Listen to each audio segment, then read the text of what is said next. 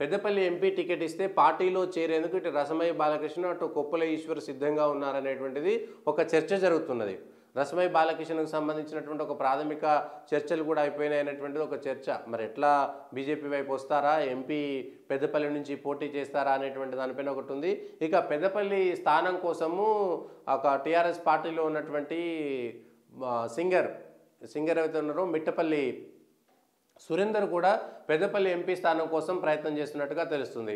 బీఆర్ఎస్లో అక్కడ గెలిచేటువంటి పరిస్థితులు లేవు కాబట్టి పెద్దపల్లిలో బీఆర్ఎస్ టికెట్ గతంలో కూడా ప్రయత్నం చేశారు. 2019లో కూడా మిట్టపల్లి సురేందర్ ప్రయత్నం చేశారు. అయితే పోయినసారి ఇవ్వలేదు, వెంకటేష్ నేతను తీసుకొచ్చి.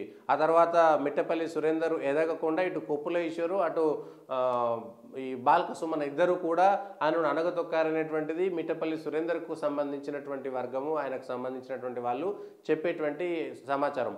ఇప్పుడు కూడా మిట్టపల్లి సురేందర్కు ఎంపీ స్థానం ఇవ్వకుండా ఇటు బాల్క సుమన్ కొప్పుల ఈశ్వర్ ప్రయత్నం చేస్తున్నారనేటువంటిది మిట్టపల్లి సురేందర్కు సంబంధించినటువంటి వర్గీయుల ఆరోపణ.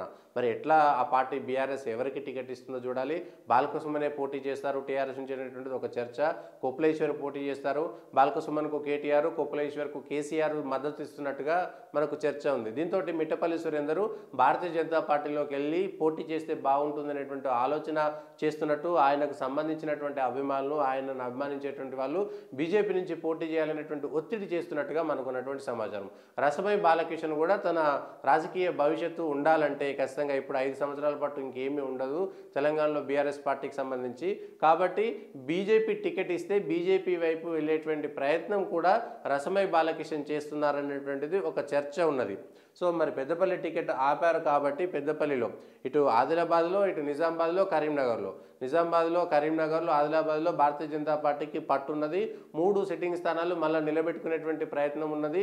అక్కడ గెలుస్తారనేటువంటి ఒక వాతావరణం ఉన్నది కాబట్టి మధ్యలో ఉన్నటువంటి పెద్దపల్లిలో ఒక మంచి అభ్యర్థిని పెట్టుకొని బీజేపీ అదేవిధంగా టీఆర్ఎస్ వాళ్ళని చీలిస్తే బీజేపీ గెలవడానికి ఒక ఆప్షన్ ఉంటుందనేటువంటిది చూడాలి.